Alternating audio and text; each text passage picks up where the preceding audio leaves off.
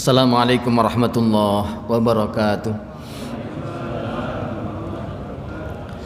Alhamdulillah nahmaduhu wa nasta'inuhu wa nastaghfiruh wa nu'minu bihi wa natawakkalu alaihi wa na'udzu billahi min shururi anfusina wa min sayyiati a'malina may yahdihillahu fala mudilla lahu wa may yudlilhu fala hadiyalah. Asyhadu an la ilaha illallah wahdahu la syarika lah. Asyhadu anna Muhammadan abduhu wa rasuluhu alladzi la nabiyya ba'dahu ila yaumil qiyamah.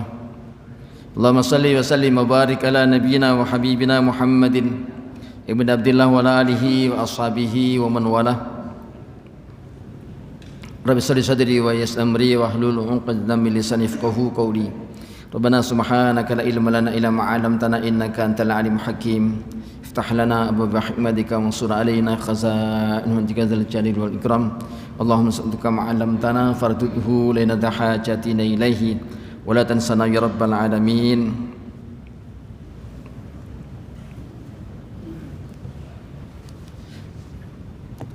Alhamdulillah rabbil alamin. Bersyukur kepada Allah Subhanahu wa taala atas limpahan nikmat curah rahmat yang Allah berikan pada diri kita. Dihadirkan diri kita di rumah Allah, bersujud kepada Allah, beribadah kepada Allah, sungguh merupakan ini anugerah yang sangat besar, nikmat yang sangat besar, nikmat yang akan berkekalan nanti pada hari kiamat. Satu nikmat yang akan menjadikan suatu kesan yang tersendiri ketika nanti kita kembali kepada Allah Subhanahu wa taala. Karena inilah sebagai tanda seorang hamba. Seorang itu disebut namanya hamba, wujudnya adalah ketaatan dan ketundukan. Dan kita ini tanda sebagai seorang hambanya Allah adalah sujud kepadanya. Maka sujud ini sebagai tanda kita sebagai hamba Allah. Maka apabila orang itu sudah diakui oleh Allah sebagai hambanya, maka orang itu pasti nanti akan berada dalam naungannya. Karena itu ya ayatun nafsul mutmainnah irji'i ila rabbiki radiyatan mardiyah fadkhuli fi ibadi. Kau sudah masuk daripada hambaku, maka apa terusnya? Wadkhuli jannati. Masuklah dalam surgaku. Ketika orang itu kembali kepada Allah, mewujudkan dirinya sebagai hamba,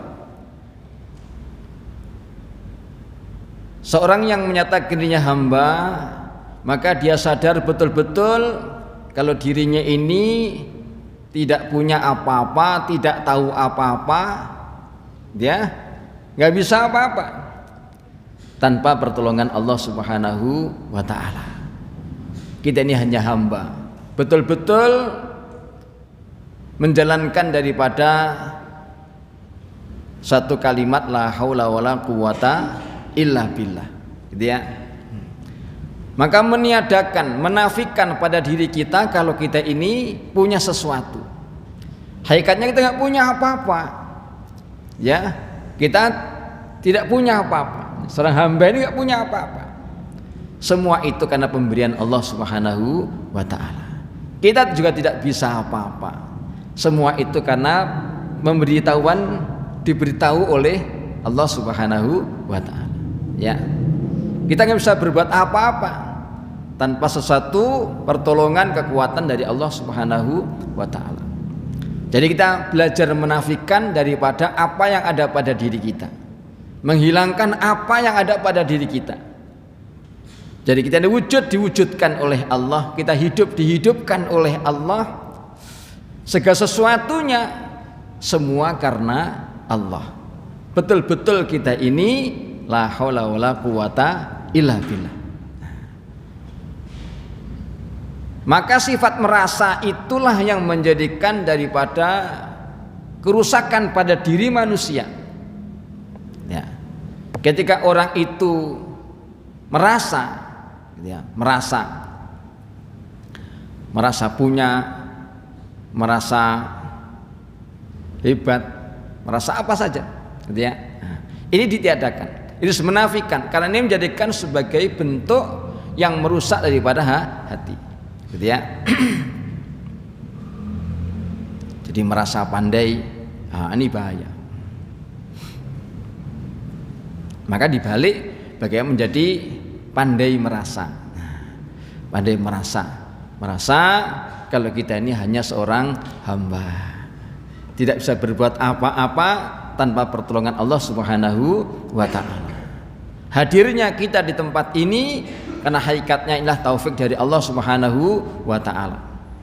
Bukan dekat dan jauhnya tempat tinggal kita, bukan karena sehat kuatnya daripada badan kita, bukan karena adanya luang waktu pada diri kita, tapi inilah betul-betul karena taufik dari Allah Subhanahu wa ta'ala. Maka syukuri betul-betul, alhamdulillah, ya, kasih nikmat oleh Allah. Yang nikmat ini tidak setiap orang diberi, maka ini sesuatu yang istimewa, sesuatu yang sangat berharga, maka diberikan oleh Allah kepada hamba-hamba pilihannya. Pernah kitakah menyadari, kok saya diberikan oleh Allah kemudahan untuk ke masjid, kok saya diberikan kemudahan oleh Allah duduk dalam satu majelis, kok saya dimudahkan oleh Allah, ya, bisa salat berjamaah. Ini kita sadari, inilah betul-betul anugerah dari Allah, ini taufik dari Allah, nikmat dari Allah Subhanahu wa ta'ala, yang semua ini tidak diberikan oleh Allah kepada setiap hambanya. Inilah Pak yang harganya mahal. Inilah nanti yang akan menjadikan sesuatu yang berkekalan, ya. Nanti yang akan bisa kita lihat ketika nanti kita sudah tinggalkan dunia, ternyata ini yang memberikan suatu kemanfaatan, keuntungan. Yang dulu banyak ditinggalkan oleh banyak manusia, ternyata justru ini yang memberikan manfaat kepada kita. Dan dulu yang ternyata banyak dikejar oleh manusia, justru itulah yang ternyata tidak memberikan keuntungan apa-apa, ya. Jadi gitu. Jadi kita belajar, ya Pak. Alhamdulillah, ya. Maka ketika kita ini senantiasa mensyukuri apa yang Allah berikan seperti ini, maka Allah akan tambahkan nanti nikmat berikutnya, ya. Jadi beragama itu betul-betul nikmat. Amal agama itu betul-betul nikmat, ya. Jadi nikmat betul. Jadi bukan merupakan merasa suatu kewajiban, tapi betul-betul merasakan suatu kenikmatan, ya. Sehingga dalam salat ada nikmat, dalam zikir ada nikmat, dalam doa ada nikmat, ya, masya Allah. Dalam setiap amal ada nikmat. Jadi gitu nanti rasanya, dinikmat betul, gitu ya.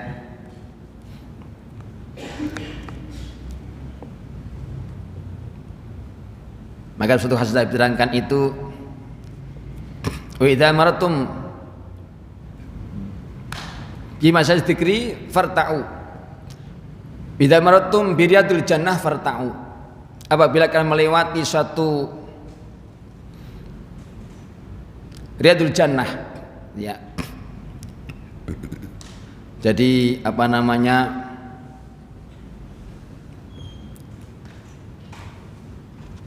taman-taman surga, maka nikmati itu. Wa ma riyadul jannah ya Rasulullah? Apa itu taman-taman surga? Majalis dzikri. Ini majelis zikir, majelis yang membicarakan keagungan Allah, kehebatan Allah, kekuasaan Allah, kasih sayang Allah, kelembutan Allah, ya, dan perkara-perkara daripada masalah agama. Ini namanya majelis zikri. Farta'u, nikmati itu. Jadi kata alim ulama itu, jadi farta'u ini seperti kayak kambing yang menikmati daun-daun hijau yang segar. Jadi mulutnya ini seolah tak akan rela meninggalkan daripada daun-daun segar itu walaupun dihalau oleh pengembalanya, karena asiknya, enaknya, nikmatnya itu. Lihat. Jadi ketika dalam satu majelis ilmu, majelis zikir seperti ini, kita nikmati betul. Jadi nikmat betul. Ya, asik betul. Ya, jadi gitu loh, Pak. Farta'u. Jadi di dunia kita sudah menikmati rasanya daripada taman-taman surga. Coba bayangkan. Nah, ini kan luar biasa, Pak. Jadi sedikit lagi kita ini tinggalkan dunia, maka taman surga beneran sudah di hadapan kita insya Allah. Nah, gitu ya. Karena orang itu bergantung. Ketika di dunia yang mereka sudah berada di taman-taman surga, gitu ya. Ini artinya apa? Maka gambaran potret fotokopi nanti di akhirat pun juga akan berada di tempat itu juga. Taman-taman surga. Yang menudukkan kita di majelis zikir seperti ini, majelis ilmu seperti ini, ya Allah Subhanahu wa taala. Ketika yang lainnya sudah pulang, gitu ya, dengan mungkin kesibukan mereka masing-masing, kok kita didudukkan oleh Allah di sini, gitu ya. Padahal ya kalau hitung-hitung punya kesibukan ya bisa juga disibukkan juga, gitu ya. Nah, sibuk ke rumah apalah gitu ya. Nah, tapi inilah namanya pilihan Allah, gitu ya. Didudukkan kita dalam satu majelis ilmu, majelis di zikir, gitu ya. Maka bersyukur, alhamdulillah. Maka biasakan kita ini setiap amal-amal agama ini kita tendensi karena syukur kepada Allah Subhanahu wa taala, ya. Sehingga nanti akan ditambah lagi oleh Allah, tambah lagi oleh Allah nikmat-nikmat itu, gitu ya. Demikianlah daripada orang-orang soleh di zaman dahulu seperti itu, gitu ya. Nah, kita ini ikuti daripada orang-orang soleh zaman dahulu, gitu ya.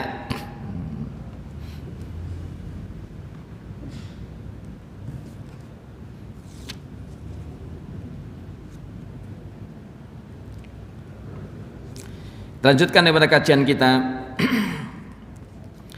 Orang-orang soleh zaman dahulu, mereka senantiasa meneliti, senantiasa mengkaji beberapa hal-hal yang memberikan daripada manfaat kepada diri mereka, gitu ya. Dalam amaliyah mereka, dalam hati mereka, mengolah hati itu gimana gitu ya. Karena ternyata dalam satu ayat itu terangkan, yauma la yanfa'u malun wala banun illa man atallah biqalbin salim.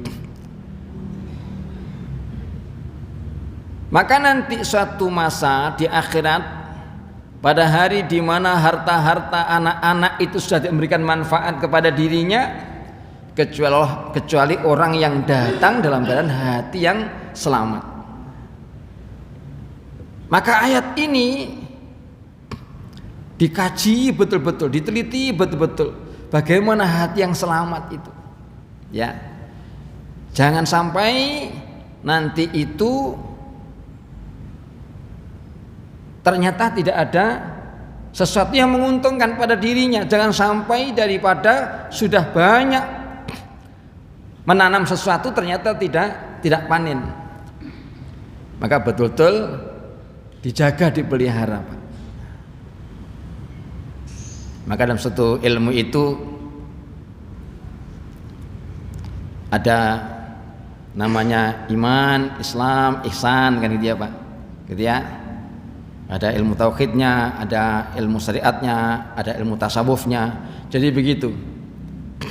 Ada yang tidak menamakan tasawuf tapi menamakan tazkiyatun nufus, nafas juga bisa, gitu ya. Ada orang yang memang enggak suka disebut nama tasawuf tapi disebutnya tazkiyatun nufus, gitu ya. Sebutnya sih sama saja, gitu ya. Untuk bagaimana membersihkan hati, gitu ya. Nah, yakin sebagai pijakan orang itu dalam amal. Syarat untuk diterimanya setelah amal ini pertama iman, yakin. Tanpa ini maka tidak akan diterima suatu amal. Ya. Yang kedua dengan syariat, ikut dengan cara Rasulullah. Betul ya? Jadi ala yakin sahihin. Yang kedua adalah thariqatin Nabi, dengan jalan mengikuti Rasulullah SAW Nabi. Nah yang ketiga ini adalah bagaimana membenarkan hati, gitu ya. Dalam satu syarat dalam amal diterima itu adalah ikhlas, gitu ya. Nah ikhlas inilah yang dibahas banyak di kalangan umat, gitu ya. Bagaimana caranya hati ini benar-benar bersih, gitu. Tidak ada tendensi apapun kecuali lillah, billah, lillah, jadi gitu. Hanya karena Allah, hanya untuk Allah.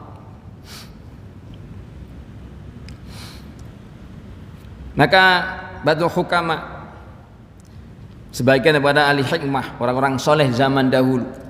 Jadi ulama-ulama di zaman dahulu itu Pak, bukan hanya sekedar alim, bukan hanya sekedar pinter, bukan hanya sekedar hafal daripada lafaz-lafaz ayat Al-Quran ataupun daripada lafaz-lafaz hadis, gitu ya. Bukan hanya sekedar hafal, tapi mereka mendalami betul, ya. Jadi orang-orang alim di zaman dahulu itu begitu, gitu ya, kesolehannya, gitu ya, betul-betul di samping juga dalam belajarnya, menghafalnya, mendalaminya, gitu ya, juga mengolah hati mereka. Ini ulama-ulama soleh di zaman dahulu, gitu ya.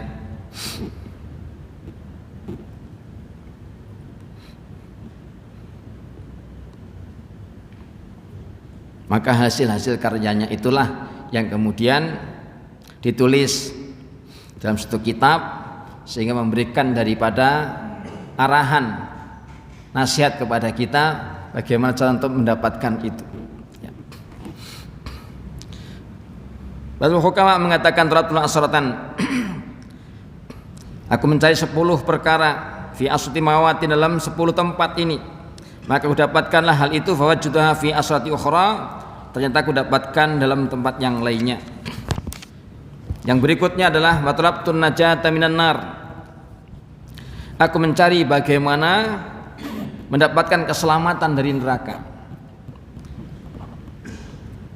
Aku cari keselamatan dari api neraka. Bagaimana aku selamat dari neraka itu, bagaimana caranya? Fil mubahati, dalam memperoleh barang-barang yang dibolehkan, sehingga sampai begitu hati-hatinya dia untuk mendapatkan sesuatu itu, caranya adalah mendapatkan sesuatu yang benar-benar dibolehkan. Jangan sampai ada yang haram, jangan sampai ada yang syubhat, gitu ya. Betul-betul apa yang didapatkan, apa yang perolehnya itu betul-betul ini hal yang dibolehkan. Jadi gitu.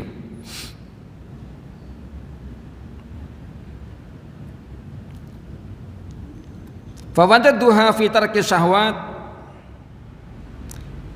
ternyata aku dapatkan hal itu di dalam meninggalkan syahwat. Bukan hanya sekedar boleh, tetapi sampai kepada meninggalkan syahwat. Jadi kalau orang itu bisa mendapatkan daripada mungkin penghasilan sekian, maka orang dulu itu maka mencukupkan sekian saja, sampai sebegitunya, gitu ya. Walaupun itu boleh-boleh saja. Sebagaimana kisah daripada sahabat Ali radhiyallahu anhu, sahabat Ali radhiyallahu anhu yang terkenal bahwa beliau itu telah menceraikan dunia 3 kali. Nah, gitu ya Pak. Menceraikan dunia 3 kali, tolak 3 tuh Pak. Ya, hei dunia, aku tolak kamu dengan tolak 3. Gitu. Masya Allah. Kita ini udah bukan makomnya itu. Maka ketika datang dalam satu perjuangan sampai di rumah tidak ada makanan, maka dia bekerja mendapatkan daripada 1 ember timba itu untuk mengambil dulu tuh mengas air dari bawah, tarik gitu, gitu ya, untuk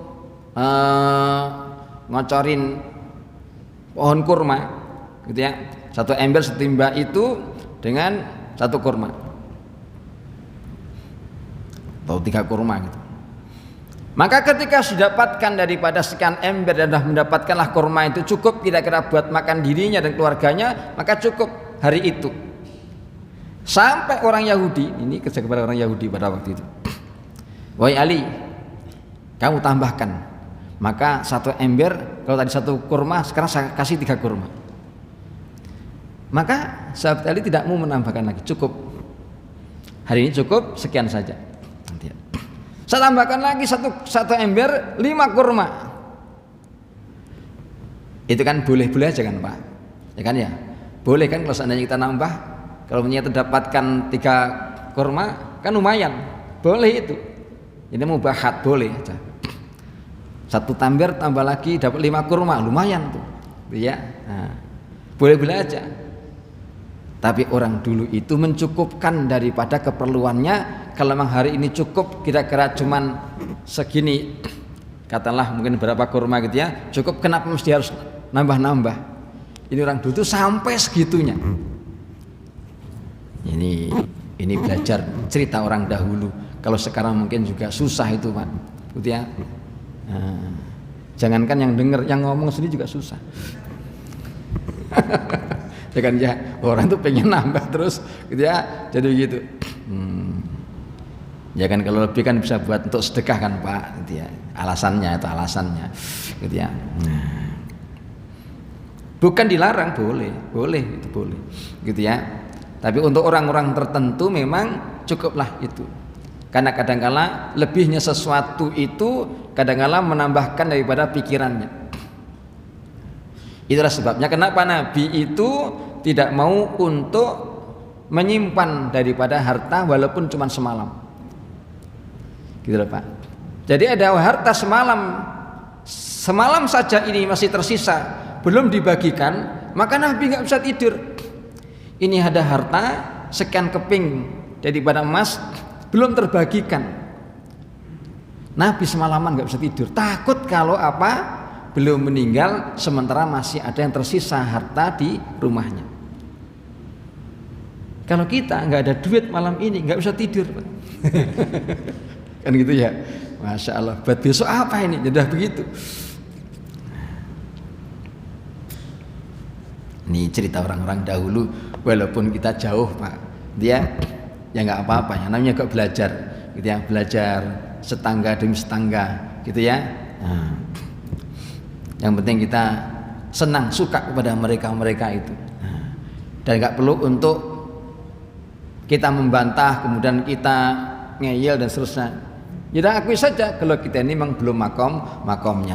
Gitu ya. Kadang-kadang orang kan lupa, Ustaz, seterusnya kan suka apa namanya, kita ini suka membantah gitu. Maka kita dengar aja tuh ya Pak. Ya, yang jelas kita memang belum bisa. Kita aja sudah. Aku tinggalkan, dapatkan hal itu ternyata dalam meninggalkan syahwat. Qala Abu Salman Sulaiman Ad-Darani. Abu Salman Ad-Darani mengatakan, lan atruka min asya'i luqmatan ahabbu ilayya min an aquma laila ila akhirih. Coba kita renungkan sama-sama ini. Sungguh aku tinggalkan makan malam satu suapan saja ya, itu lebih aku sukai dibandingkan daripada aku mendirikan malam mendirikan daripada salat malam sampai akhir. Jadi untuk tidak makan malam walaupun cuma sesuap Pak gitu ya, itu lebih beliau sukai dibandingkan mendirikan sholat malam sampai akhir. Kalau kita malah cari makan malam Pak gitu ya. Gitu ya, kan malam di mana nih, kan begitu gitu ya. Nah, itu namanya meninggalkan syahwat ya. Ini orang-orang dulu itu memang sulit Pak ditiru, memang sulit orang-orang itu ya. Masya Allah. Padahal itu ya boleh-boleh aja itu. Siapa yang nggak membolehkan ya boleh, makan malam boleh, gitu ya.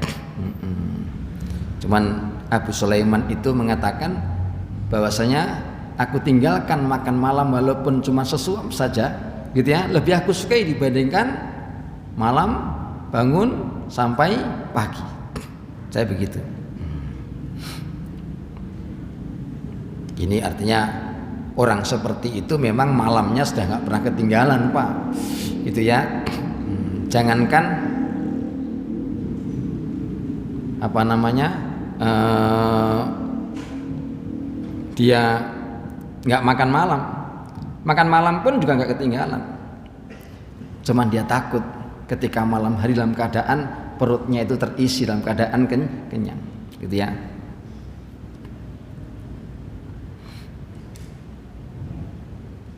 Jadi orang-orang dulu itu memang banyak takutnya kepada Allah, khawatir, takut, isinya begitu, gitu ya. Masya Allah. Untuk dirinya, gitu ya, untuk dirinya sendiri, bukan disampaikan kepada orang, untuk dirinya itu takut, gitu ya.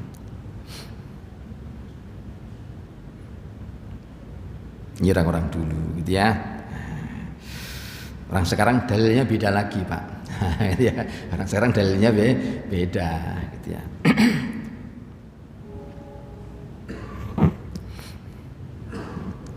Karena memang Nabi itu hampir tidak pernah 2 hari berturut-turut itu dalam keadaan kenyang. Dan kenyangnya Nabi itu artinya apa? Nabi itu dalam sehari makan itu cuma sekali. Artinya dalam sehari kenyang, artinya makan dalam sekali. Dan itu tidak pernah terjadi 2 hari berturut-turut dalam keadaan kenyang, artinya hari ini kenyang, besok kenyang, walaupun makan cuma sekali, besok juga cuma sekali. Seperti itu loh.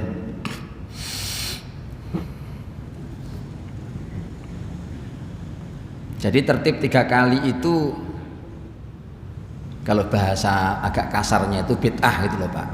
Bahasa kasarnya itu makan 3 kali itu bid'ah gitu. Siapa yang kasih tuntunan itu 3 kali, makan pagi, makan siang, makan malam gitu. Nah, gitu ya. Tapi itu bukan dosa, gitu ya. Boleh-boleh aja. Memang itu tertibnya orang Indonesia begitu kok, gitu ya. Nah, pagi sarapan, gitu ya. Tidak makan, cuma sarapan kalau pagi itu. Pagi nggak makan, Pak, cuma sarapan. Nah, sarapan nasi uduk. Nah, saya nggak makan, cuma sarapan nasi uduk. Kan begitu ya, Pak. Yang makan malam juga makan gitu kita ini. Lah kok 3 kali loh. Loh Nabi itu enggak pernah 2 hari berturut-turut tuh makan dalam keadaan kenyang, itu pun cuma sekali. Maka ketika melihat daripada Sayyidah Aisyah radhiyallahu anha makan 2 kali, Nabi itu heran. Ya Aisyah, kamu kok makan lagi?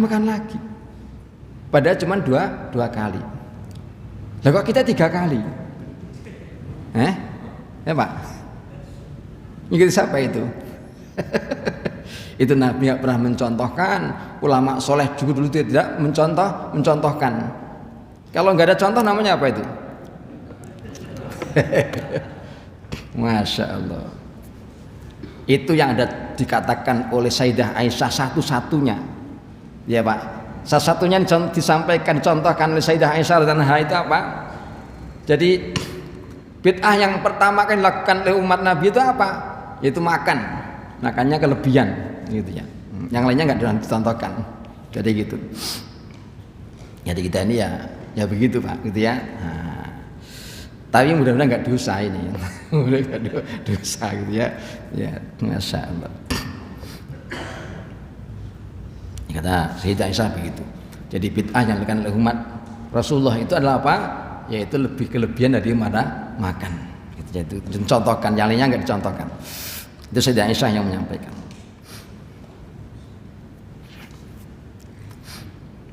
Maka jadi berat, ya Pak. Nah, jadi ketika perut kenyang, maka ibadah menjadi berat. Jadi gitu, susah, sulit, jadi berat. Nah, kalau sudah kenyang, maka biasanya kemudian ngantuk. Kurang ngantuk biasanya malas. Jadi gitu biasa begitu, 3 hal begitu. Nah, kalau perutnya nggak terlalu isi, biasanya orang itu agak terengginas gitu. Jadi gitu.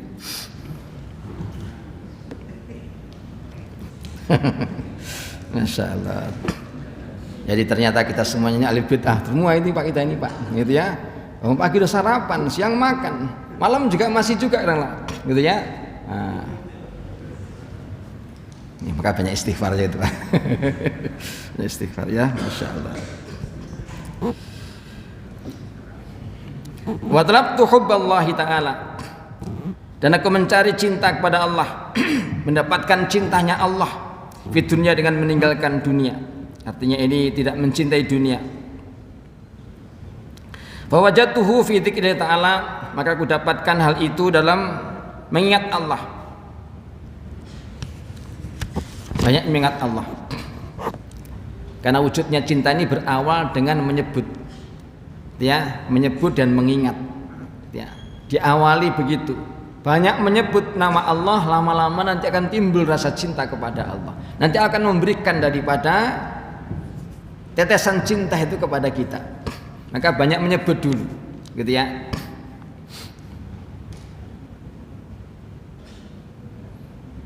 Kalau sekarang ini orang cinta kepada Pak Anies, maka di mana-mana ngobrol menceritakan tentang Pak Anies. Contoh umpamanya gitu ya, contoh gitu ya. Kenapa? Karena dia senang dengan Pak Anies. Maka di mana-mana kalau cerita kepada orang, maka menceritakan daripada kebaikan-kebaikannya.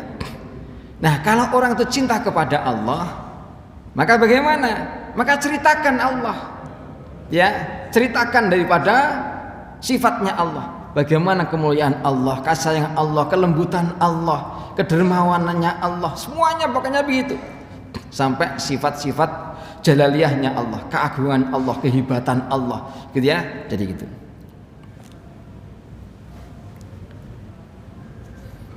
Itu akan menguatkan iman, gitu ya. Nah, maka Nabi sampaikan, jadidu imanakum bila ilaha illallah. Maka perbarui iman-iman kan dengan la ilaha illallah. Kaifa nujaddidu imanana ya Rasulullah? Bagaimana kami memperbaiki kami ya Allah? Aktsiru min qauli la ilaha illallah. Perbanyak untuk membicarakan daripada la ilaha illallah. Kalau membacanya la ilaha illallah itu tambah daripada pahala, tapi nggak tambah iman. Tapi kalau kita membicarakan la ilaha illallah, maka ini akan menambahkan iman. Betul Pak? Kalau kita baca zikir, menzikirkan Allah, la ilaha illallah, la ilaha illallah, la ilaha illallah, la ilaha illallah, itu menambahkan amal, menambahkan pahala, ya, tapi nggak menambahkan iman, karena cuma menzikirkan. Tapi kalau kita membicarakan, aktsiru min qauli la ilaha illallah, itu qauli, ucapan, perbanyak dengan ucapan, pembicaraan, membicarakan kehebatan Allah, membicarakan kekuasaan Allah, ya, kasih sayang Allah, kelembutan Allah, pemurahnya Allah. Nah, itu akan menambahkan daripada iman. Jadi itu ya. Maka di situ rangkan bukan aktsiru min dzikri la ilaha illallah, tapi aktsiru min qauli la ilaha illallah. Ya, jadi gitu. Jadi mamanya orang itu baca qul huwallahu ahad, baca qul sampai selesai Pak, itu dapat pahala. Tapi kalau kita menjawab qul, katakanlah, bicarakan itu, ya, Allahu samad, Allahu ahad, Allahu samad, dibicarakan, maka itu akan menambahkan iman. Itu lafaznya qul Pak, ya, qul, bukan ikra, bukan bacalah gitu. Tapi qul, katakan, gitu ya. Itu suruh bicarakan, sampaikan. Kita membicarakan ibarat kebesaran Allah, kehebatan Allah, kekuasaan Allah, ya, tentang sifatnya Allah, maka itu akan mendapatkan iman. Jadi untuk mendapatkan daripada cinta kepada Allah adalah banyak menzikirkan, banyak daripada mengingatnya Allah, ya, membicarakan ataupun menzikirkan, ya, maka ini akan menumbuhkan daripada rasa cinta kita kepada Allah. Di mana saja, kapan saja, dibiasakan lisan kita ini Pak, gitu ya, untuk dilatih untuk selalu berzikir, bukan hanya di masjid saja. Jadi berzikir itu nggak hanya setelah salam gitu ya, istighfar 3 kali, dan waktu salat 3 kali, Allahumma antas salam, subhanallah gitu ya. Setelah itu baru selesai bar, bukan begitu. Jadi lisan kita itu jangan biarkan untuk nganggur, hati kita jangan biarkan untuk ngelamun gitu. Maka biasakan lisan kita, hati kita ini kita bawa kemana saja, di mana saja untuk berzikir pada Allah. Nanti lupa gitu ya, ingat maka zikir lagi. Jadi begitu. Apa tasbihat, apa sholawat, apa istighfar, yang sesuai itu ada kalimat Allah. Kan itu ya Pak. Nah, itu nanti akan menumbuhkan rasa cinta kita kepada Allah, sehingga kita ini seolah-olah senantiasa bersambung dengan Allah. Gitu ya. Itu. Sehingga tambah dekat kita kepada Allah. Gitu ya. Kadang-kadang ada orang zikirnya ketika sholat panjang lama juga, tapi di luar sholat kagak sama sekali. Gitu ya. Zikirnya terus panjang lama, tapi di luar sholat gak sama sekali, bukan begitu. Jadi ingat kepada Allah, zikir pada Allah itu. Kalau di sini Pak namanya wirid, namanya. Kalau sesuatu namanya wirid. Wirid itu apa? Zikir yang dibiasakan, yang diistiqomahkan namanya wirid. Kita baca istighfar 3 kali, ya. La ilaha illallah syarika 3 kali, Allahumma antas salam, ayat kursi, subhanallah 3 kali. Itu namanya alhamdulillah, berarti itu namanya wirid, zikir yang dibiasakan, diistiqomahkan, itu namanya wirid. Di luar itu jangan kemudian enggak baca zikir lagi, terus di luar kita, keluar daripada masjid gitu ya. Setelah kita doa gitu ya. Turun dari masjid ya, biasakan kaki kiri gitu ya, kemudian kaki kanan, kemudian kita doa, Allahumma nas'aluka ya Allah min fadlik. Berarti udah zikir terus kita gitu ya. Sampai ke rumah kita ini, apakah bersepeda, apakah kita jalan kaki ya, motor, terus zikir, biasakan lisan kita begitu. Nanti lama-lama jadi nikmat Pak gitu ya.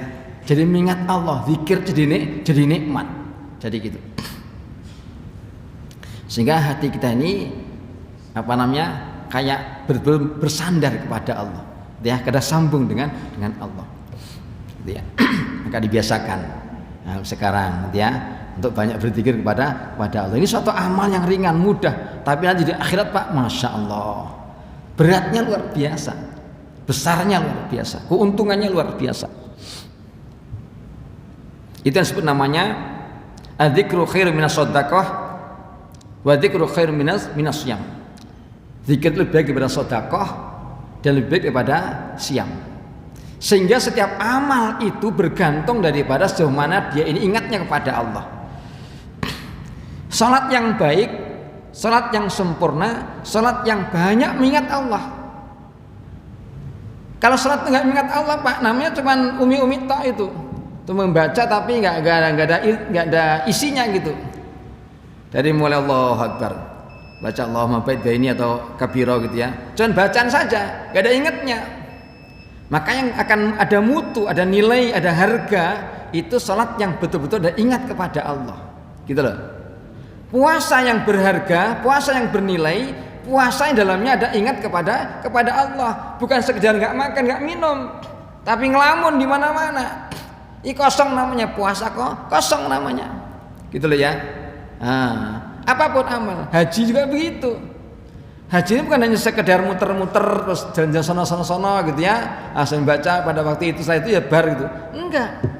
Jadi sejauh mana orang itu berhaji, berumrah itu dia ingat kepada Allah terus gitu, bersandarkan dirinya kepada Allah. Itulah yang namanya satu ibadah yang kan ada isinya dan nilainya, gitu ya. Kita belajar semuanya Pak ya. Insya Allah, mudah-mudahan setiap waktu, setiap saat kita isi dengan selalu zikrullah. Sampai sini dulu ya. Subhanakallahumma bihamdika asyhadu an la ilaha illa anta astaghfiruka wa atubu ilaik. Assalamualaikum warahmatullahi wabarakatuh.